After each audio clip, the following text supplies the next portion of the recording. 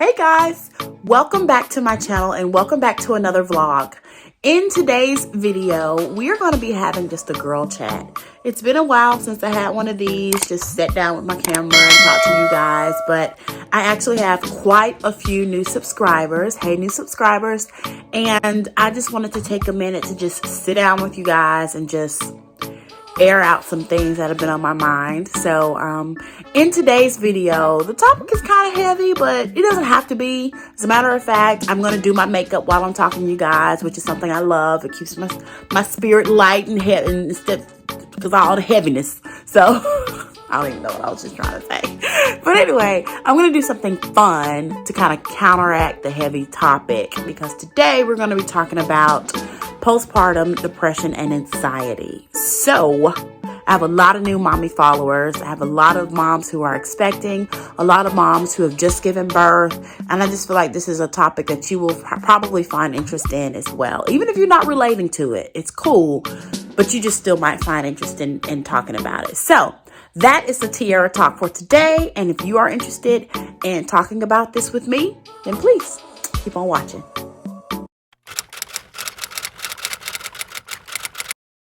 All right, so we have relocated. I am in my bathroom and we are ready to get started. So let me start by saying that I am not a professional, of course. I don't know everything about this topic. I'm just going to be sharing with you from my personal experience. So if you have a different experience, that's totally fine. I just want to share with you what I experienced. Let me start at the top. So I have never had any type of, experience with depression.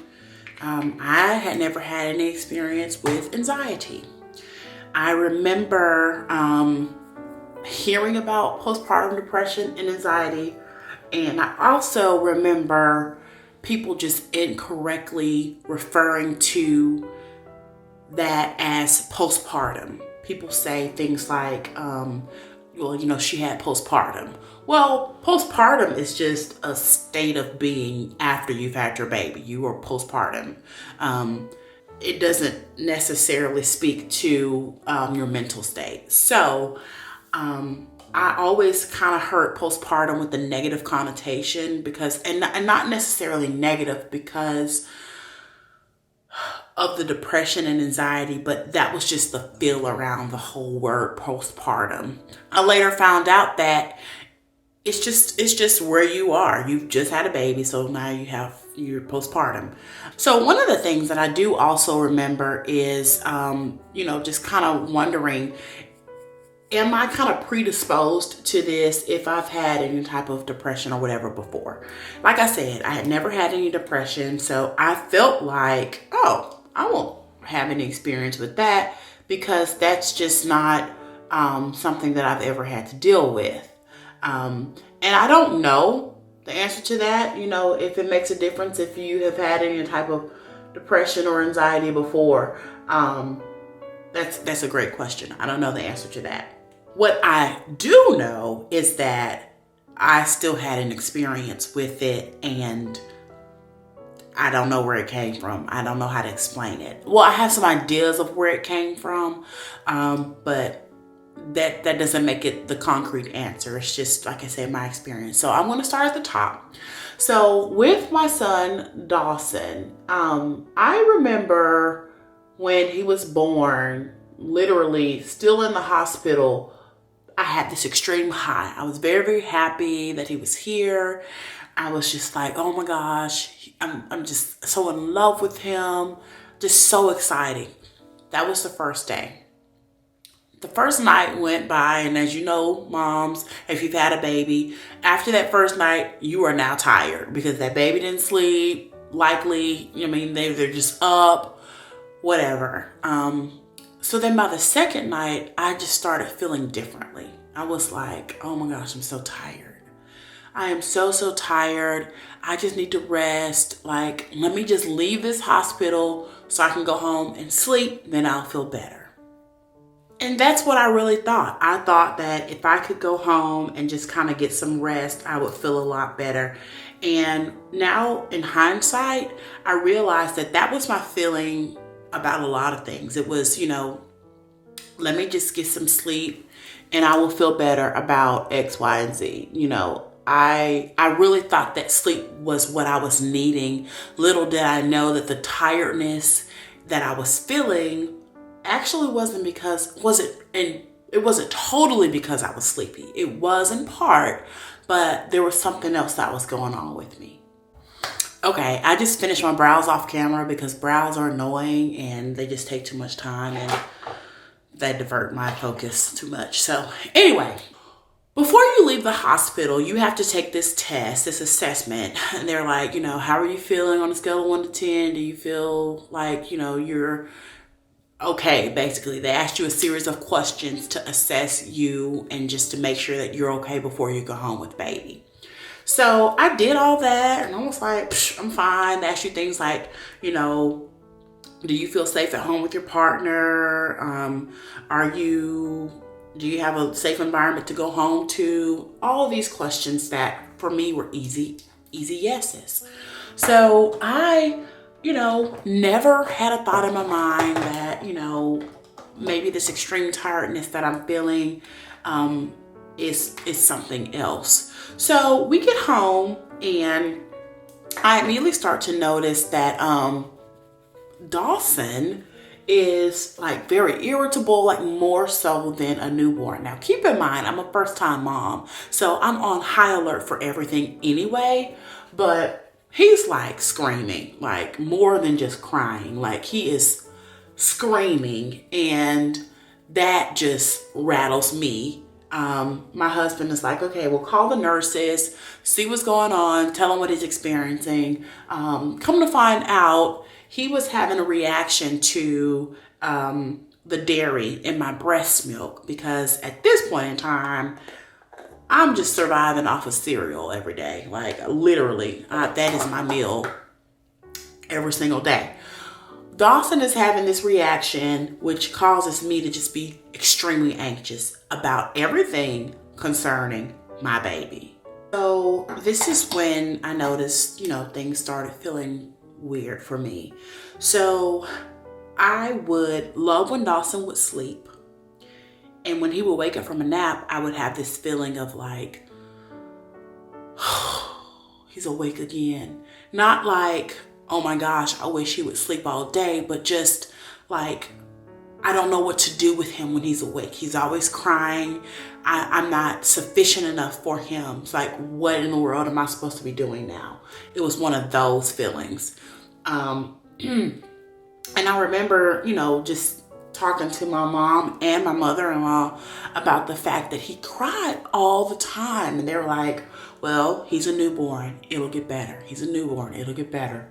This is the only way they communicate. And I was like, no, something's going on with this baby. And so after a while, I was like, okay, I got to take him to the doctor because he is screaming and it's causing me to become very anxious and I can't handle it. So like I said, it turns out he was having an issue with his stomach and that's, what was upsetting him. So now I am trying to, modify my diet a little bit so that I'm no longer hurting him. Watch what I said there. And so then breastfeeding, my breastfeeding journey. I actually have another video. I'll link it in the cards about why I pump exclusively and some of the things that were going on with me during my breastfeeding journey. Long story short, my son had a tongue tie and was unable to latch my nipples, so I was not able to nurse him on the breast. Instead, I had to pump and give him his milk that way. Now, ladies, let me tell you this, and look at me. That experience in and of itself is what I believe launched me into my depression and anxiety. Not being able to put my baby on my breast to nurse him and just all of the feelings of insufficiency as his mom, my inability to do what was just most natural in that way, it just wrecked me. Like it literally just, I would just melt in my husband's arms. Like he would come, I would be trying to nurse the baby. Dawson would be screaming. I would be crying. Adam would come, literally take Dawson from me and hug me, and I would just melt. I would weep. It was more than just crying. I was like lamenting. I was like weeping over the fact that I was not able to be what my baby needed in those moments. I hated that I had to put milk in a pump and then put it in a bottle to feed him. I hated the delay, the time. Like if I didn't have to put this milk in the bottle and then go warm it up, then he wouldn't be crying so much. If I could just put him on my boob, we'd have that constant contact, and he'd be closer to me, and he wouldn't be so upset with me all the time. Like those are the things that were going on in my head. So all of that played a huge role in, me feeling the way that I was feeling every single day. I just felt like, I'm failing at this mommy thing because, I'm not able to do this for Dawson. And that, I just remember those feelings of helplessness and those feelings of insufficiency just launching me into a spiral of gray and darkness. And in those moments, I didn't really have a lot to smile about. I didn't have a lot to laugh about. I didn't have anybody to talk to because my husband went back to work 2 weeks after the baby was born. My mom would come check on me on the weekends. My mother-in-law would come check on me every now and then. She came pretty much every Sunday. But during the day, I had 7, 8, 9, 10 hours of just me and my baby. And I had a lot of time to think and a lot of time in my mind. And it just didn't feel very good. So yeah, so after that, I started noticing that everything just kind of just frazzled me. Everything that had to do with him. So I laugh about it now, but it's really not funny. But Adam and I used to argue about all the lights being on in the house. Well, I didn't want the lights off in certain rooms that he was in because then I couldn't see him, and I was worried about if he was breathing, or if I was in a shower, I couldn't hear him, so then I would worry about if he was crying. So now I started to overthink every other aspect of his care because that one primary thing was out of place. So because I could not nurse him, I now started to overthink everything else around him. Like Adam was holding him a certain way, I'd be like, no, you have to hold him like this. I want you to support his head like this, or don't do that, or dress him like this, or this cry means this, or you need to do this, or you need to do that. Like I was over controlling every other situation because that one thing was completely out of my control. And then that's when I noticed the anxiety. Like I was anxious about every single thing, every single day, and it became exhausting, like literally exhausting. So what I started to do was, just put everything on the back burner and focus completely on obsessing over him. Literally, my husband would go to work, and I, would just sit there and hold him. Literally, I would sit there and hold my baby for 7 or 8 hours. I would not move. I would sit in my recliner, my rocking chair, and I would hold my son because I couldn't stand the thought of him, being too far away from me, being out of sight. I mean, there were moments when, I kid you not, I would call my mother-in-law or my sister or someone to come over so that I could take a shower or use the bathroom. Because I would not do that. I would not do those things without having someone there. Seriously. I literally and at the time, I just thought I was being a good mom. I thought I was providing care for him. I did not know that I was literally just like kind of driving myself insane with thoughts of, is he okay? I didn't realize that those behaviors were kind of, not normal, I guess. I felt like, well, my husband's gone back to work. This is my job right now. He's doing his job. This is my job. And that was another thing. I didn't really pause to ask for help because I felt like this is my job right now.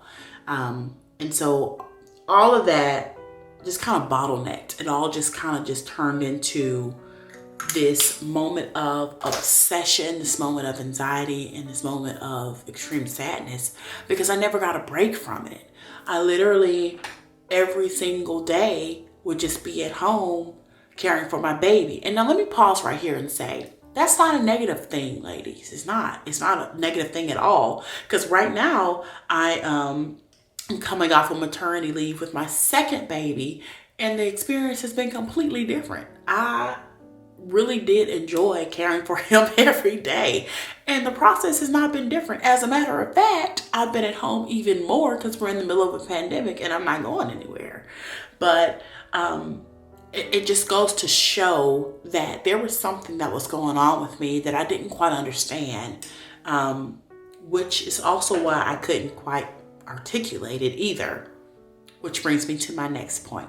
One of the things that my husband says pretty regularly was that I never knew you were feeling this way. Like, I never knew you needed help with this. Like, Tierra, you're always so strong. You're always, in control. When people tried to offer you help, you declined it. All true, fair enough. But ladies, please listen to me. I literally probably need to write a book about this. I appreciate the strength that's been instilled in us over the years, the strength that our mothers and grandmothers and aunts and mentors and other women in our life have, demonstrated. But that strong woman thing, period, can kill you. Seriously. Like, you need to raise a red flag when you need help. You need to say, I am tired. You need to say, I need to sleep. I need to go for a walk. I need some fresh air. I need something to eat. You need to just say when you don't feel like yourself. You need to say, I'm overwhelmed. That became my phrase for my husband with the second baby. I'm overwhelmed. And I would walk away. I would literally hand him Layton. I need you to take Dawson, and I'm overwhelmed. I need a minute. And that doesn't mean that you are less than a great mom at all. What that means is you're in touch with yourself, and hey, I'm reaching a limit, and I can't be good for everybody else in this house if I'm not good, and that's okay. And I didn't feel like that was okay with my first pregnancy. I didn't feel like I could be a postpartum mom who is experiencing, depression and anxiety, who is confused about how to care for this baby. Just because you're somebody who has other things in life figured out does not mean you know how to take care of a child. Just because you're a woman and it's supposed to come natural to us doesn't mean you know how to take care of a child. I'm the baby of 4, so I never got to see my mother taking care of a child. I was the child. My sister had babies, but she lived in a different state. I never got to see her taking care of her children. So, the whole experience for me was just kind of, let's see what works. Let's see what I can figure out. And some days I did okay. Some days I didn't. What's so crazy is I tell my friends, especially those who are expecting or just had a baby, that, don't feel weird if you cry. Your emotions, your hormones are all over the place. Your emotions are all over the place. And I just remember my daily cry in the shower. I literally remember going to the shower for a good cry. That was my time. That was my moment to myself to just decompress from the day. My husband would come home from work. I would give him Dawson. I would go to my shower. I would cry in the steam and in the suds. And that was just my time. And I didn't necessarily know why at the moment. I didn't know. what I was experiencing. I didn't know, if that was a positive thing or not. I don't know. I still probably don't know if it was positive or not, but it's what I did and I felt better. I don't know. This is probably a really, really bad example, but I'm gonna give it to you anyway. You know how like when you probably have had a little bit too much to drink and you finally vomit and you feel better? Okay, that's what it's like. Like, I just need to cry. I just had to get it out of me. And I always felt better. So, I don't know. I'm probably telling on myself in my college years now, but that's how I felt. I'm just being honest. So yeah. So I would do that, and honestly, I think I was more so embarrassed that I didn't know how to take care of Dawson, and then also embarrassed that I couldn't nurse him, and really, really upset that my body was rejecting me. And all of those things just kind of, came together, and this huge culmination of anxiety and depression. So I remember going back to the doctor for my 6-week checkup, and I remember, him asking me, how are you doing? You know how we do, ladies. I'm good. Great, excited. How's baby? He's good. And in those moments, and let me not try to act like every day was tough, but in those moments, I was good. So I thought, baby was good. I don't think I knew until months after that I had even experienced any form of depression or anxiety. I thought I was just tired.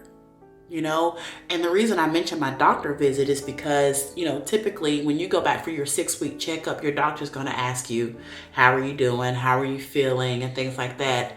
And during those conversations, they're actually doing an assessment, I think, of you to see, hey, is this person struggling here? And if you are struggling, speak up, speak up, speak up. As a matter of fact, you don't have to wait until your 6-week checkup. If you are feeling like you're struggling or something's off, speak up, because your doctor can, recommend some things to help you.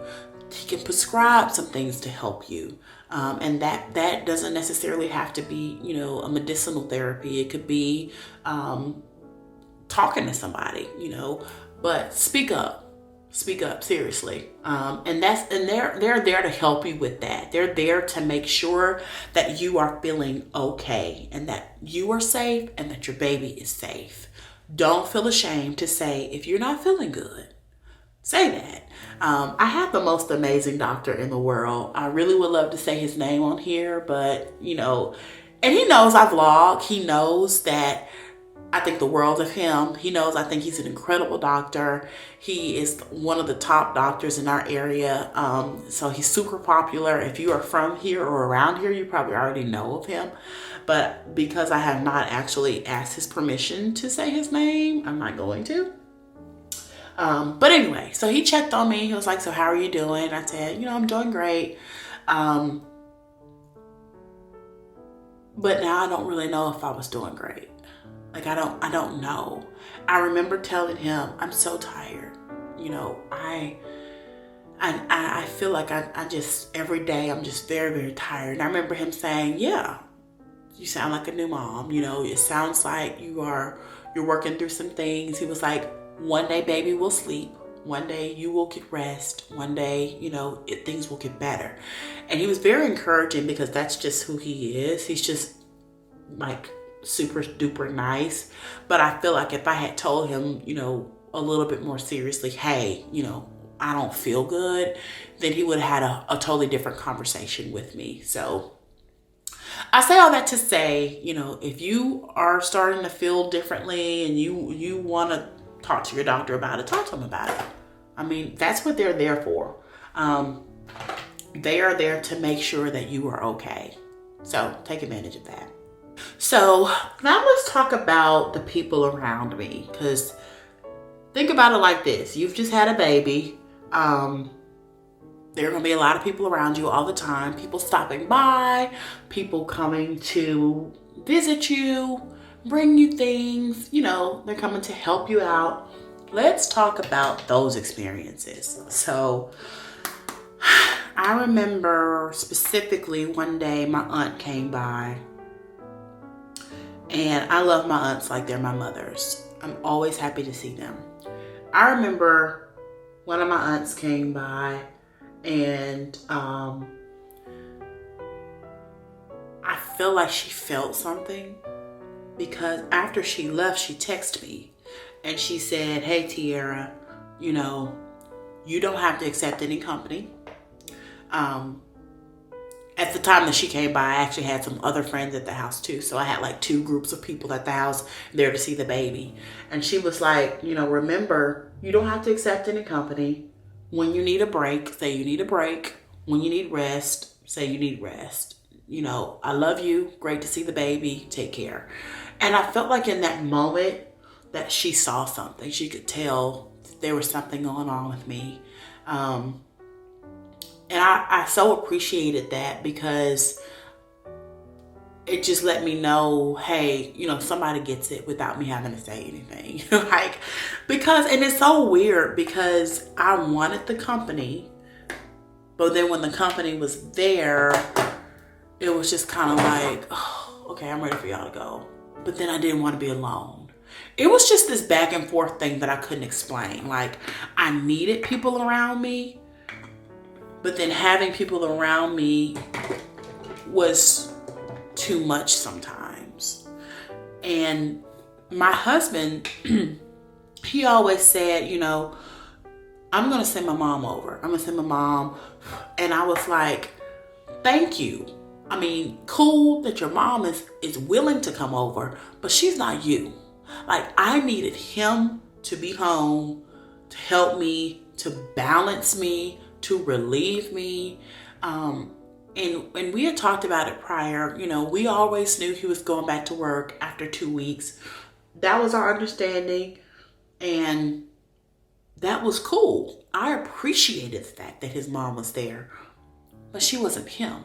You see what I'm saying? Like, I just needed him to be there. And in all fairness, he didn't know that. I never said that. Like, communication is key on so many levels. It's not just marriage. It's just life, period. Whoever you're doing life with, you got to communicate your needs. That is the only way that they can fairly respond, is once they know what you need. That's a piece of advice that I will offer as well, is that, if you are in a situation where there are people around and you need help, accept it. If the people around are not really the people you need the help from, voice that. I think that it would not have changed the fact that my mother-in-law came around, and I thank God for that, because after a while, she was the relief I needed every single day. And not necessarily to help me with my baby, but to have another person there to say, you got this. You can do this. I'm here for you. I'm praying for you. I will feed you. Go take a nap. Go take a shower. Just whatever. She was that person for me. So, and I'm going to plug this right here, ladies. You take it, leave it, whatever. Watch how you interact with your in-laws. That's all I'm gonna say. Like, don't let society make you not like your mother-in-law. I think that's just silly. If you have issues that you need to talk through them. If God has blessed you with a beautiful relationship with your in-laws, be grateful, because you never know how you're going to need them, and you never know, when you're going to need them. So I'll just say that my mother-in-law is a jewel. I love her, and I'm glad that she was around when she was, because she was exactly what I needed when I needed it. So I also had a sister who stopped by a lot. I have one sister who's local, one sister who is out of state, and my sister who was out of state, she probably got tired of me FaceTiming her. But I remember, Dawson was born on a Thursday. I was on the phone with my sister, Wendy, Saturday morning. FaceTime. Hey, something going on with this baby. I can't get him to stop crying. What am I supposed to do? Like, that is the type of conversation I was having with her, because I literally could not figure out why my child was just in such distress, and it was affecting me, and I just didn't know what to do. So my other sister would stop by quite a bit. She would stop by and just visit with the baby, visit with me, let me take a shower, let me go to the grocery store. And one day she was like, Tierra, I think you're depressed. I mean, out of the clear blue sky, just like that. And I was like, what in the world are you talking about? Like, I'm not depressed. I'm just tired. And she was like, no, something's off here. Something is off here. And, I just want you to know that something's off. Like, she didn't really even know how to, like, correct that for me or what to say. She was just like, just know that if you need to go, walk around the mall or something, whatever you need to do, just let me know and I'll come over. So that was helpful too. Just to have that option there, which was great, because honestly, y'all, people were saying things to me that I didn't even know they were seeing. I didn't recognize it myself, so I didn't know how to correct it. But all along, I think they were right. And I will say, I was never actually clinically diagnosed by a physician with depression. I wasn't. I just know what I experienced, what I felt. I know that it was off. I know that it was like a sleepiness cloud was over me that I could never raise myself up out of. Like, I could never just fully awaken into a present moment with my baby. I never thought that I would be harmful to him. Ever, never. I never thought that. Instead, it was just the opposite. I thought I wasn't good enough. I thought that what I was doing for him wasn't good enough. And it was all because I couldn't nurse him. Because I could not nurse him, I felt like every other area of my life was insufficient. And that just set things off for me. So, you got to watch how you talk to yourself. You got to watch what you say to yourself. You got to watch, and be easy. Be easy on yourself. Watch how you interact with yourself, and watch the expectations you place on yourself as well. Because let me tell y'all, oh my goodness, social media. I say that to you as I talk to you via social media. But, social media will have you feeling like you have to be this super mom that I just don't think is a real person. It's like you'll be feeling like I can't really be human here. I can't really have emotions. I can't, mess this up. I can't do any of the things that normal moms do. Like, you don't have to be perfect every day. You don't have to look good every day. You don't have to have your phone by every single moment so you can capture the new cutest thing that your baby's doing. You don't have to remember to put on Instagram when they're 3 months old and have them laying on a little blanket and stuff. You don't have to do all that crap. Like, you can do it if you want to, but you don't have to do that. And that's the thing. Like, I feel like a lot of the pressure that moms feel, it's just pressure to be relevant. Like, you are so concerned about being relevant that you put this undue pressure on yourself to just be present with your baby. Like, there's enough that's going on with you after having a baby that takes priority over the rest of that stuff. Like I said, though, if you want to do that, because I did those things, do it. But just don't make it a situation where you've got to put so much pressure on yourself to do those things, because at the end, those things don't really matter, Like, they're cute and all, and it's great to have the photos, but do they really matter? Probably not. Now, I will say one of the things that I found really, really valuable, or that I found very valuable, was being a part of a mom community. So by mom community, I mean, either a small group or just a group that's online. There are different groups on Facebook. And you can use those communities to get tips for how to, handle different scenarios that are going on with your baby. For instance, I'm in different groups on Facebook for nursing moms. No, I wasn't necessarily nursing as in putting the baby on my breast, but I was still providing breast milk to my child through my breast. So I needed to know about engorgement. I needed to know about pumping. I needed to know about, how to take care of my breast, because no one ever told me that you can, have some issues while you are breastfeeding that could cause or affect rather your milk flow. I needed to know about diet, things like that. So nobody knows all this stuff by heart. The best thing that you could do, which I highly recommend, is being a part of a mom community with more veteran moms who can give you a little bit of insight on, just kind of what they did and different successes they had in those areas. That does not mean that you have to copy everything. And you have to be careful in those groups too, because you'll start to feel like, oh, okay, well, they did this, and I have to do it the exact same way. Well, no, you don't. It's not even realistic. You just have to do it in a way that works for you, but you can also use, kind of tips and pointers that they provide, and then kind of just, figure out what works best for you. I think that is a great way for you to kind of get over the hump, especially as a new mom. It's just connecting with other people who have been where you are. They can give you a little bit of insight and also just kind of steer you, which is always a positive thing in my opinion. So I know you're probably thinking now, okay, we've talked through everything that you went through. How did you get over it? How did you overcome it? Well, I would love to tell you that there is just some magic remedy. I would love to tell you that, but honestly, there isn't. What I did every day was I prayed a lot.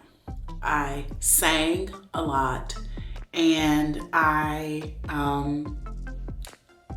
literally said different words of affirmation every day. And I know this is going to sound really just fluffy and textbook, but honestly, I prayed a lot. I sang a lot, and I would tell myself, Tierra, you have what it takes to take care of your baby.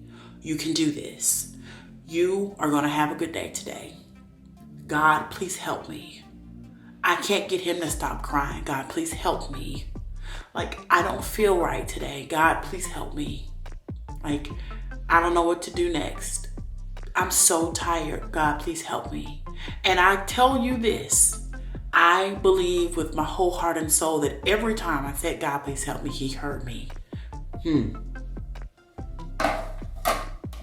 He heard me. I promise you, he heard me. And he sent the help that I needed in that moment. So when did I start feeling better? Let me think. So my baby was born in September. I remember leaving my mother's house after Christmas, feeling sad that I had to go back home because I was now back in an environment by myself without the additional help of having all my family around. But also feeling encouraged that I had just left a holiday where I was able to laugh and smile and things like that. So I really think that around December, so was that 3 months, I started feeling like myself again. So I don't really think that there is a specific timeline for when you will start feeling good again. But for me, I remember after about 3 months, I started feeling better. Like I said, I know it can be different for every woman. As a matter of fact, I know that there are some women who don't even start to feel their depression, anxiety until, 6 months postpartum. So I don't think that is a sure answer for everybody. But for me, I started feeling better about 3 months after my baby was born. It wasn't just like, oh, okay, I'm better today. No, it wasn't like that. It was just like, my husband made a joke and I laughed. It sounds crazy, y'all, but seriously, it was like my husband made a joke today and I found it funny. Because typically he would make a joke and I'm like, how could you be laughing right now? Like, there's nothing in this world funny. Like, it was like that type of reaction. One of the things that I did do, though, that helped me was I started to, oh, this is good advice. I started to reassemble myself in different atmospheres that made me happy. So I started going to church. I started hanging out with my friends. Things that I used to do that I stopped doing, I started doing again. I would go to Ulta or Sephora and just walk around and look at makeup, you know, things like that, because it kind of restored me to a routine of normalcy. And prior to that, my routine was just Operation Keep the Baby Alive. So, you know, I didn't really feel like I had much of a life outside of that. But once I started, you know, reassembling with people and going out to lunch and brunch and things like that, I started feeling normal again. That's another thing. I felt like, you know, early on, I did not have the right to leave the house. I felt like I belonged to my baby. I was a newborn mom. Nobody could take care of him except for me. And I have to be at home with this child. No, sis, no. I appreciate your dedication to care, and that's wonderful, but you don't have to. You know what I'm saying? Like, let somebody else help you. Like, you need a moment to go walk around Walmart.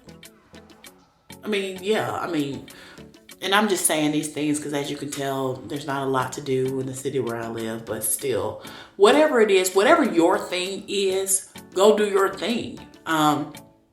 Because that is the thing that's going to keep you feeling normal. It's going to be the balance. You know, that's the balance that you needed. If you're always just one track all the time, then nothing else in your life is going to get your attention. Nothing else. Not even your husband. And that was another thing. My husband started to feel like I was just all things baby. And I was, because I felt like this is my responsibility in this season of my life. So, you know, date nights went out the window. I remember him wanting to celebrate my birthday, and he had this big brunch for me for my birthday. He invited my parents up and stuff like that. And I was like, oh, okay, this is cute. We gotta go back home now. And we had the baby with us, but I was just ready to get my baby back home in the safety of my house, away from people. Like, it was just, y'all, it's the weirdest thing. And I hope I don't offend you by calling it weird. I'm saying what I felt was weird.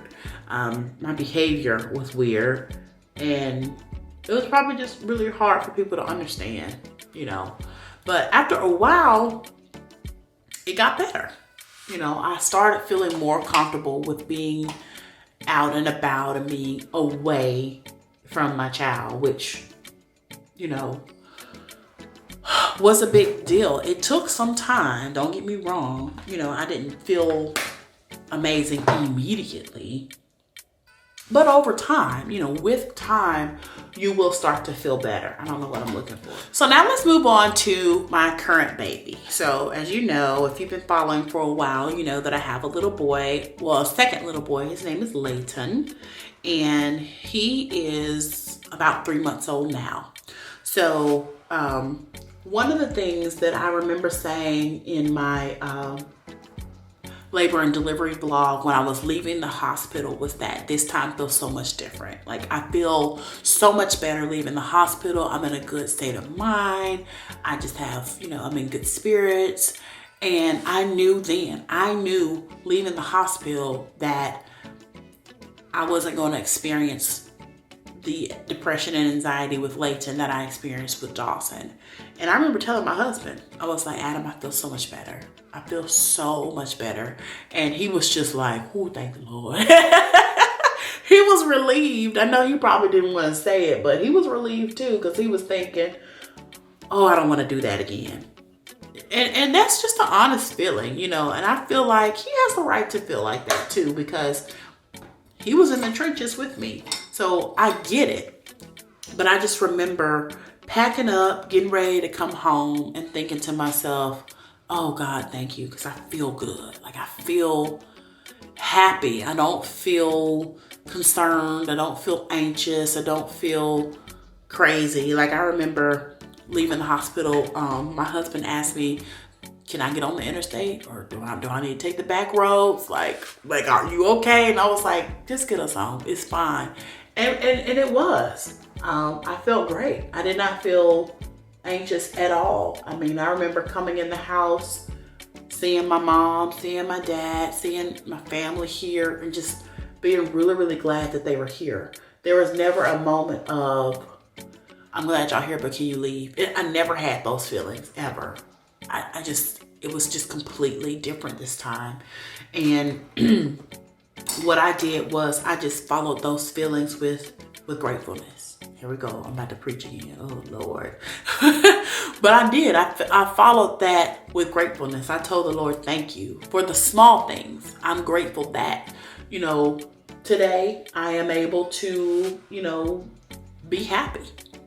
Those are small things that are huge in our lives. Those are the little big things, is what I say all the time.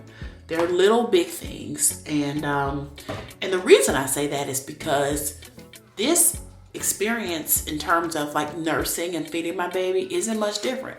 This baby was also born tongue-tied. This baby also could not latch my breast. This baby I am also feeding through exclusively pumping. So, the very things that kind of launched me into a depressive state in the first pregnancy were also present this time, but they didn't have the same effect on me. So for this, we give God praise. Like, I was just amazed. I was just so happy that I was able to, be in the same type of experience, but with a different response this time. And I believe in my heart that came only because of, my prayer life.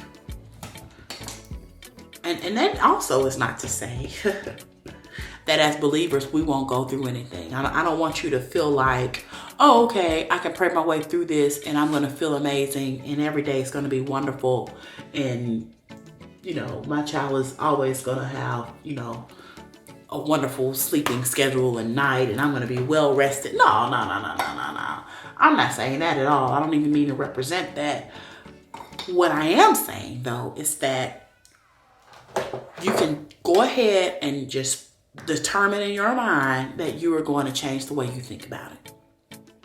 Whatever's going on, you're going to say, God, you give me the grace to handle this. Whatever it is that you're experiencing, I can get through that. Oh, okay.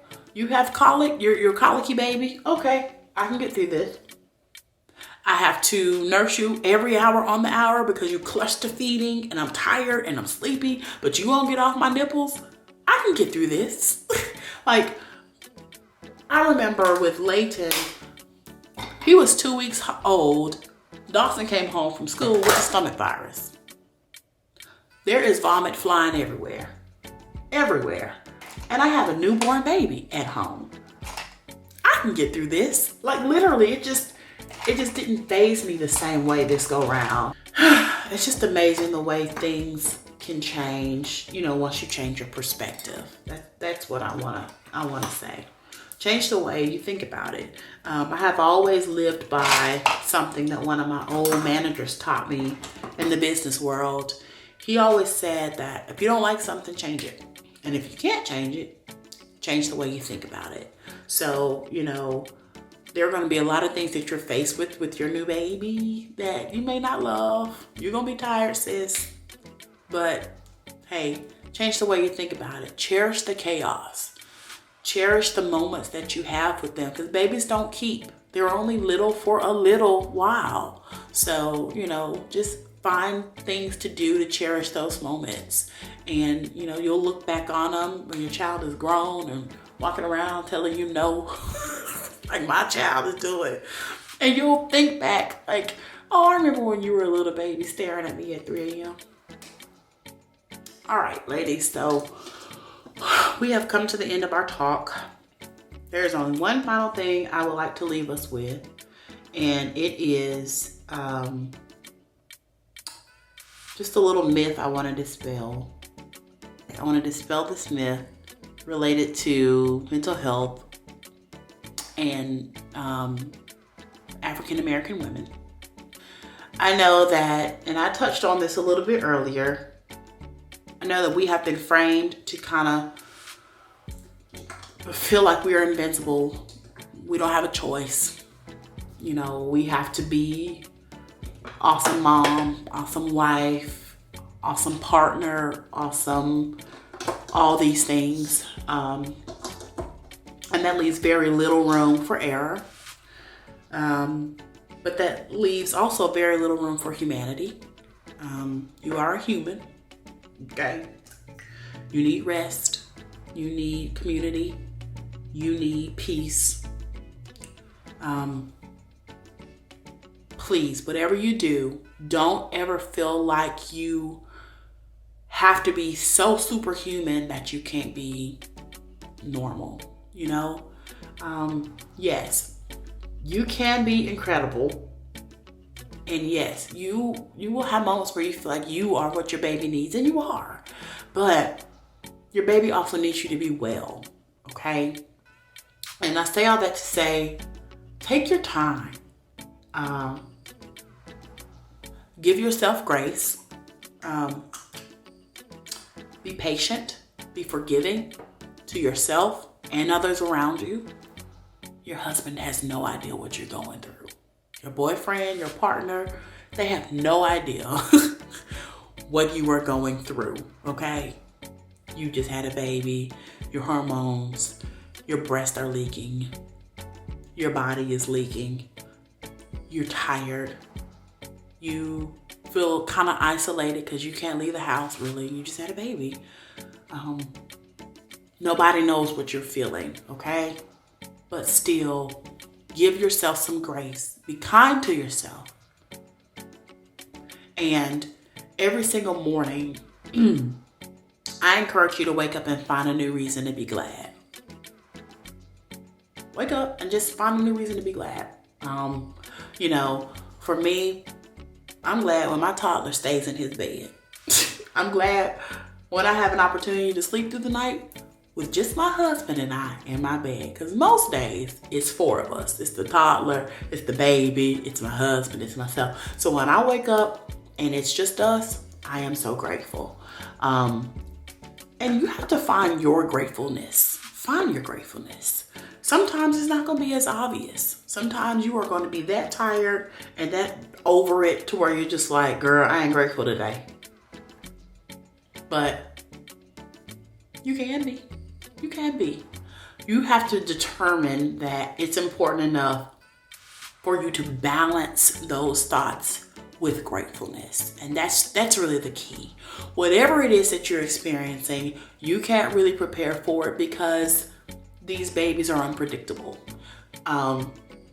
What you can do though is determine in your mind that you are going to approach each day with the heart of gratefulness. And in response, God will grace you with what you need to be successful. So that's just my Tierra talk for today. And I hope that it's been helpful to you. Okay? Like I said, I'm no expert. I don't have it all figured out, but what I do know, I share. And so that's that. And so here's the finished look. I am all done. What you think? What you think? What you think? I hope you like it. Hey, I got this little cutie with me. Can you say hi, Layton? Can you say hi? Thanks for hanging out with me today, guys. Thanks for hanging in there for another Tierra talk. I appreciate you listening to me and just kind of hearing me out about everything. I hope that you feel strengthened and enlightened by something that I said today. And I hope that you'll go ahead and subscribe to my channel if you have not already, and hit the bell notification so you never miss an upload. Also, go ahead and follow me over there on Instagram. Tierra Talks is my name, because we need to stay in contact with each other, okay? We are each other's accountability partners. So, hey, let's hook up. So thanks for hanging out with us. And we, Layton and I, will see you in the next video. Bye, guys. Say bye-bye. Can you say bye-bye? Okay, well, close enough. Bye.